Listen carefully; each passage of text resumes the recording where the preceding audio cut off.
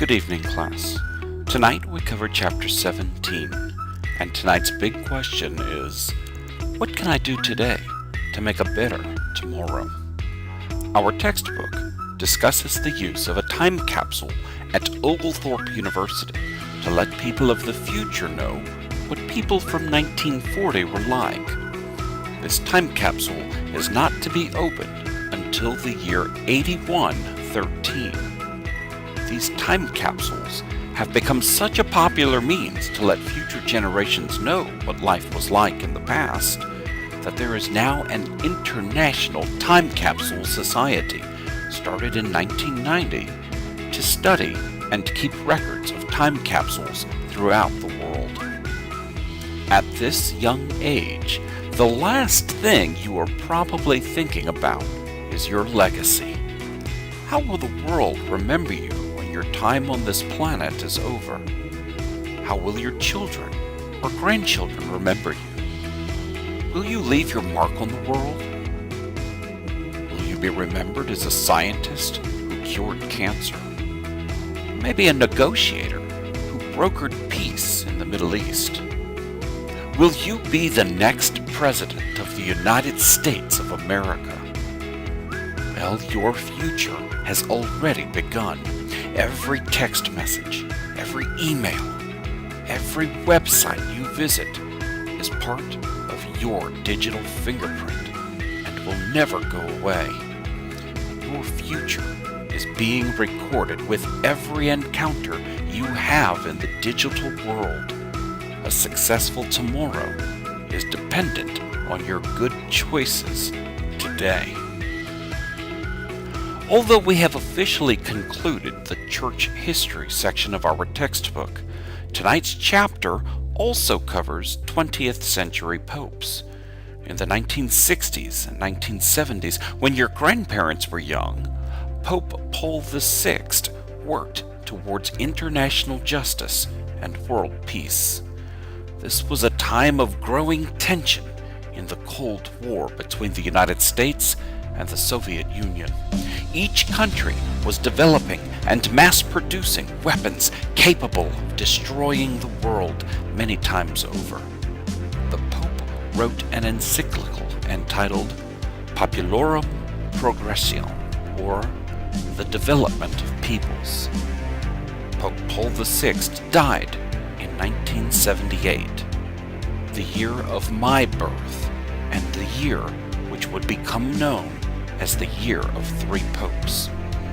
After Pope Paul's death, a conclave was called, and the newly elected pope took the name John Paul I, after Popes John the 23rd and Paul VI. His papacy was one of the shortest in history. He died only 33 days after having been elected to the papacy. The bishops gathered once again, electing a Polish bishop who took the name John Paul II. John Paul II was one of the most beloved, well-traveled popes in history. He was able to connect with people through language, speaking no fewer than 8 languages fluently. Some reports detail as many as 11 fluent languages with the ability to converse in still others.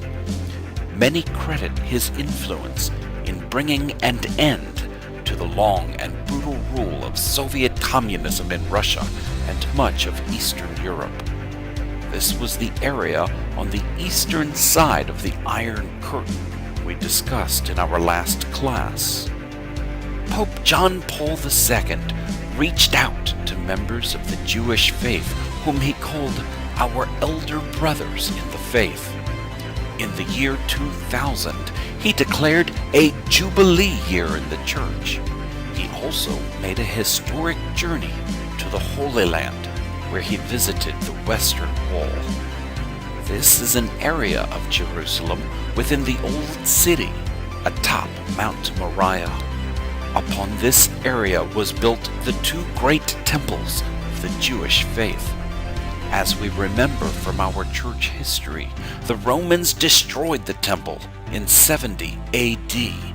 Today, stands the Dome of the Rock, inside of which tradition holds is the rock upon which Abraham was about to slay his son Isaac at God's command, before the angel of the Lord prevented it. One of the larger remaining remnants of the temple is called the Temple Mount. This was the platform upon which the temple was built. One of the last remaining access points to the Temple Mount is the Western Wall, or the Wailing Wall. It is a Jewish holy place Pope John Paul II visited during his trip to the Holy Land. During his papacy, John Paul II repeatedly called upon Catholics to stand for the culture of life, in stark contrast to the modern world's pervasive culture of death. He wrote an encyclical entitled Evangelium Vitae, or The Gospel of Life, in which he detailed the sacredness of all human life from conception until natural death. He also wrote Veritas Splendor, or The Splendor of Truth. In this encyclical, he spoke of humanity's dependence on God and divine law, while explaining that real freedom depends on truth. He also called on Catholics to stand up for truth in the face of moral relativism. Pope John Paul II died in 2005 after a 24-year papacy. His successor was Cardinal Joseph Ratzinger, who previously headed the Congregation for the Doctrine of Faith, the Vatican department in charge of upholding and safeguarding the doctrine of the Church. He took the name Benedict XVI, and his papacy lasted until 2013, when Pope Benedict did something not seen since the 1400s. He retired. Traditionally, the papacy has been an institution into which the chosen will serve until his death. His successor was a South American Jesuit priest, Jorge Mario Bergoglio of Argentina, who took the name Pope Francis. Tonight, class, let us remember the unbroken lineage of 266 men, beginning with Christ's appointment of Peter, who have served as the vicar of Christ on earth, serving as successors of Peter and leading our Catholic faith. Thank you for your attention tonight, and have a great week.